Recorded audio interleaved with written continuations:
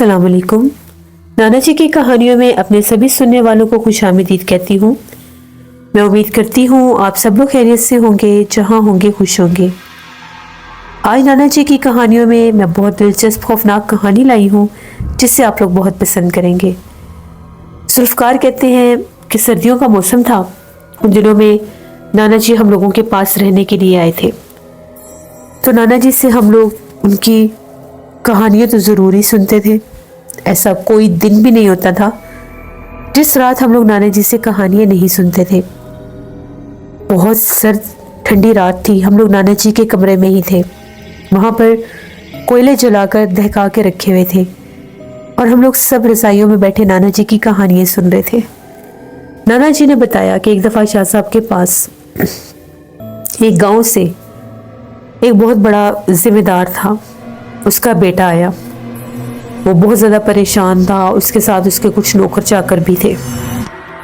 शाह साहब उन लोगों को पहले से भी जानते थे, तो शाह साहब उनको बुलाया, उनसे मुलाकात की। सर्दी का ही मौसम था, चाय वगैरह सब कुछ उनको दिया गया। मेहमान नवाजी के बाद शाह साहब ने उनकी वजह दरियाफ्त की आने की।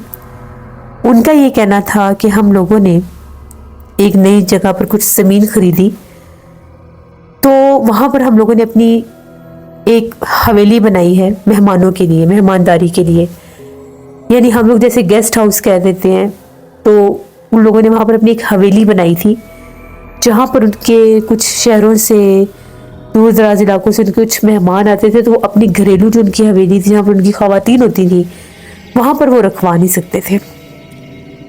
तो वो कहते हैं कि हमने मेहमान खाने के तौर पर एक हवेली बनवाई, मेहमान खाना ही कह लें। तो वो बड़े ही हम लोगों ने खूबसूरत सी वो हवेली नुमा मेहमान खाना बनवाया। लेकिन वहाँ पर जब हम लोगों के कुछ मेहमान आए, वहाँ पर जब उनको ठहराया, तो कोई मेहमान वहाँ पर रह नहीं सकता। मेहमान ये शिकायत करते हैं कि रात भर यहाँ से अजीबोगरीब आवाज़ें आती हैं, कभी पायलों की छन छन की, कभी किसी औरत के चिल्लाने की, कभी किसी औरत के हंसने की, कभी रोने की। यहाँ तक कि मेरे एक दोस्त थे, वो शहर से आए थे, तो शिकार वगैरह के लिए हमने उन्हें बुलाया हुआ था। तो उनको बकायदा एक औरत भी नजर आई है। वो कहते हैं कि मैंने खुद अपनी आंखों से एक औरत को देखा है, जो इतनी सख्त सर्दी के मौसम में, वो कहते हैं कि जब मैं जैसे ही कमरे में दाखिल हुआ, तो पर्दे पता नहीं कैसे हटे हुए थे।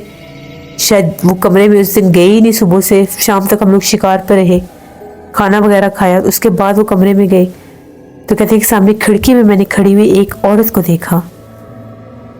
वो औरत जो थी बिल्कुल सामने मेरी तरफ देख रही थी, बिल्कुल नौजवान सी एक लड़की थी। मैं हैरान हो गया कि यहाँ तो नौकर, मर्द भी नौकर हैं, जो नौकर है वो भी मर्द हजरात है, तो फिर ये औरत कहाँ से आ गई। एकदम से मैंने जब दोबारा उस तरफ देखा तो वहाँ पर कोई भी नहीं था। फिर रात भर उस मखलूक ने मुझे सोने नहीं दिया। वो बाहर जैसे आवाज़ें देना, उठकर मैं देखता था तो कुछ नहीं होता था। वो तकरीबन अगले दिन ही शाम तक वापस चले गए। अब मुझे समझ में नहीं आ रहा था कि इसके बिहाइंड क्या है वजह, इसके पीछे। मैंने खुद वहाँ पर एक रात गुजारने का फैसला किया।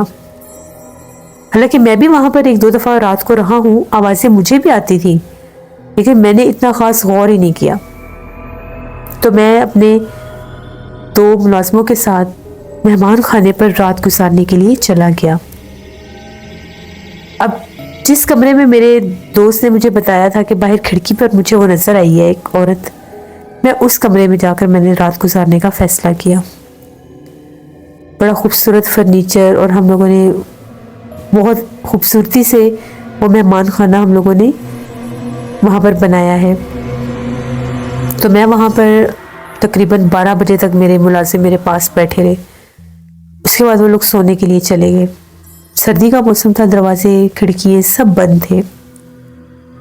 एकदम से सोए सोए कमरे में बहुत ज़्यादा धुआं सा मुझे महसूस होने लग गया, जबकि ना तो मैंने वहाँ पर कोई कोयले जलाए हुए थे, ना ही कोई हीटर वगैरह थे। तो उठकर मैंने देखा तो कमरे में धुआं भरा हुआ था। मैंने जल्दी से लाइट ऑन की, اب ظاہر بات ہے جب بھی کسی جگہ پر بند جگہ پر دھواں وغیرہ ہو تو انسان یا تو روشن دان کھولتا ہے یا کھڑکیاں کھولتا ہے، تو میں نے بنا سوچے سمجھے جلدی سے کھڑکی کے پردے ہٹائے اور کھڑکیاں کھول دی۔ جیسے ہی میں نے کھڑکیاں کھولی مجھے باہر سے ایسی آواز آئی جس طرح سے پاؤں میں پائل پہنے اس طرف جو باغیچہ تھا وہاں پر کوئی چل پھر رہا تھا۔ باقاعدہ مجھے چلنے پھرنے کی آواز آ رہی تھی۔ جو ہی میں نے جھانک کر آگے دیکھا میرے پاس ایک ٹارچ تھی، اس کی روشنی میں جب میں نے دیکھنا چاہا مجھے باقاعدہ دور ایک عورت کھڑی ہوئی نظر آئی سفید لباس میں، جو بالکل میرے کمرے سے دور کھڑی تھی لیکن ڈائریکشن بالکل میرے کمرے والی تھی۔ میں حیران ہو گیا۔ سفید کلر کا لباس تھا اور سرخ رنگ کی چوڑیاں پہنی ہوئی تھی، بہت لمبے بال تھے، چہرہ چمک رہا تھا، دیکھنے میں وہ بہت زیادہ خوبصورت کوئی عورت تھی۔ میں ڈر گیا اور حیران ہو گیا کہ یہ عورت کون ہے۔ لمحے بھر کے لیے تو میں اس کو دیکھتا ہی رہ گیا۔ پھر وہ تھوڑی تھوڑی آگے چلتی ہوئی آئی۔ جو وہ آگے چلتی ہوئی آ رہی تھی تو وہ اور بے حد حسین ہوتی جا رہی تھی۔ وہ باقاعدہ میری طرف دیکھ کر مسکرا رہی تھی۔ میں نے اس سے پوچھا کہ آپ کون ہیں؟ اس نے کہا کہ میں ادھر رہتی ہوں، یہاں پر میرا گھر ہے۔ اب وہ اس نے مجھے اثر کر دیا یا میں زیر اثر ہو گیا مجھے نہیں پتا۔ میں نے دروازہ بھی کھول دیا۔ اس نے باقاعدہ مجھے اپنے پاس بلایا اور میں اس کے پیچھے پیچھے چل پڑا۔ سخت سردی میں کوئی چادر شال کچھ بھی نہیں اوپر لیا ہوا، میں اس کے پیچھے پیچھے چلتا ہوا جا رہا تھا، یہاں تک کہ وہ مجھے اپنے ساتھ لے کر بالکل اس حویلی کے آخری حصے میں پہنچ گئی جہاں پر صرف اور صرف درخت تھے۔ ان درختوں میں جا کر وہ ایک کونے میں کھڑی ہو گئی اور وہاں پر سسکیاں لے لے کر رونے لگی۔ تو میں نے اسے کہا کہ آپ کیوں رو رہی ہیں؟ ایک دم اس کے رونے کی آواز بڑی بھاری سے ہونے لگ گئی اور وہ آواز اس طرح سے ہوگی جس طرح سے کوئی بلی روتی ہے، باقاعدہ بلیوں کی طرح رونے کی آواز۔ جیسے ہی ایک دم سے میں اس کے قریب گیا اور میں نے اسے جیسے بلانے کی کوشش کی کہ تم کیوں رو رہی ہو۔ اس نے جب میری طرف دیکھا تو اس کا وہ حسین و جمیل چہرہ انتہائی ہیبت ناک ہو چکا تھا۔ اس کا خوفناک چہرہ تھا، بہت بھیانک، باقاعدہ جس طرح سے ایک بکرے کا منہ ہوتا ہے، لیکن اس کی آنکھیں بہت بڑی بڑی تھیں اور جس طرح سے دانت منہ سے باہر تھے، بالکل جیسے کوئی کالا بکرا ہوتا ہے اور اس کا سر ہوتا ہے۔ پورا وجود عورت کا اور اوپر جو چہرہ تھا وہ کسی کالے رنگ کے بکرے کا اور بھیانک چہرہ۔ بس اس کو دیکھنے کی دیر تھی، میں اتنا خوفزدہ ہوا کہ میں اتنا تیز بھاگا، مجھے بس یہ تھا کہ شاید اب میں بچوں گا نہیں۔ تو میں جا کر جب اپنے کمرے میں گرا تو ایک چیخو پکار شروع تھے میرے، بچاؤ بچاؤ کی آوازیں۔ وہ نوکر پاس ہی کہیں سو رہے تھے، وہ بھاگے سارے کہ پتہ نہیں کیا ہو گیا۔ جب وہ لوگ اس طرف آئے تو کمرے کا دروازہ اس طرف سے بند تھا، پھر وہ پچھلی طرف سے آئے کیونکہ اس طرف کھڑکیاں تھیں، وہاں پر آئے تو کمرے کا دروازہ آدھا کھلا ہوا تھا اور میں درمیان میں گرا ہوا تھا۔ میں 5 دن بے ہوش رہا۔ میرے والدین نے شہر سے ڈاکٹر بلوائے، حکیم آئے، انہوں نے کہا کہ یہ بہت گہری کسی صدمے میں ہے، یہ بہت زیادہ خوفزدہ ہے۔ پھر ایک عامل صاحب کو بلایا گیا تو انہوں نے کہا کہ یہ اس کے اوپر چڑیل کا اثر ہو گیا، یہ چڑیل کے بہت قریب گیا ہے۔ پھر مجھے کوئی پانی دم کر کر کے وہ چھینٹے مارتے رہے تو مجھے 5 دن کے بعد ہوش آیا، لیکن اب میں سو نہیں سکتا۔ میں آنکھیں بند کرتا ہوں تو میرے کانوں میں وہی خوفناک آوازیں آنے لگ جاتی ہیں اور وہ مجھے باقاعدہ اپنے کمرے میں بیٹھی ہوئی نظر آتی ہے۔ آپ کے بارے میں نے بہت سنا ہے، آپ میری مدد کیجیے، آپ نے ہماری بہت دفعہ پہلے بھی مدد کی ہے۔ تو یہ سب ہمارے ساتھ ہوا ہے۔ شاہ صاحب نے ساری بات سنی۔ شاہ صاحب نے کہا کہ وہ جگہ جو آپ نے خریدی تھی وہ کون سی جگہ تھی، کیا کوئی کھیت کھلیان تھے؟ تو انہوں نے کہا کہ نہیں، آبادی سے ہٹ کر गांव की आबादी से खासा दूर, जहां पर खेत खलियान भी खत्म हो जाते हैं, नहर के बिल्कुल करीब करके, वहां पर वो खाली जगह थी बहुत बड़ी। तो हम लोगों ने वो खरीद ली, हम लोगों को वो सस्ते दामों में मिल गई। तो इससे हम लोगों ने वहां पर अपना वो बना लिया मेहमान खाना। शाह साहब ने जब पढ़ाई की तो शाह साहब ने कहा कि उस जगह पर या तो कोई कब्रिस्तान रहा है या वहाँ पर कुछ ऐसे दरख्त रहे हैं जिन पर उस चुड़ैल का बसेरा था। ये तो जाकर ही पता चलेगा। वो चुड़ैल बाकायदा वहाँ पर आबाद है और रहती है। फिर शाह साहब और मैं, हम लोग उनके साथ रवाना हुए उनकी गाड़ी में। वहाँ पर पहुँचे उनके मेहमान खाने पर। तो जब वहाँ पर गए, बहुत बड़ी जगह पर उन्होंने वो मेहमान खाना बनाया था। उसके बैक साइड पर वो सारी जगह थी जहाँ पर उसका मेन बसेरा था। तो शाह साहब ने कहा कि ये जो आधा हिस्सा है ये ठीक है, जो इसकी पिछली साइड है वहाँ पर किसी ज़माने में कोई कब्रिस्तान था, ये कब्रिस्तान की मखलूक है। वो दरख्त आज भी उसी कब्रिस्तान के हैं जहाँ पर वो आपको लेकर गई थी। बेहतर यही है इस जगह को खाली कर दें, ये चीज़ यहाँ से कभी नहीं जाएगी क्योंकि ये इसकी जगह है। या इस हिस्से पर दीवार खड़ी कर दें जहाँ पर आप लोगों के कमरे हैं, यहाँ तक ये सिर्फ आती है, यहाँ पर इसका बसेरा नहीं है। बसेरा इसका उन्हीं दरख्तों में है। शाह साहब ने बाकायदा उस मखलूक से हम कलाम होकर बात की।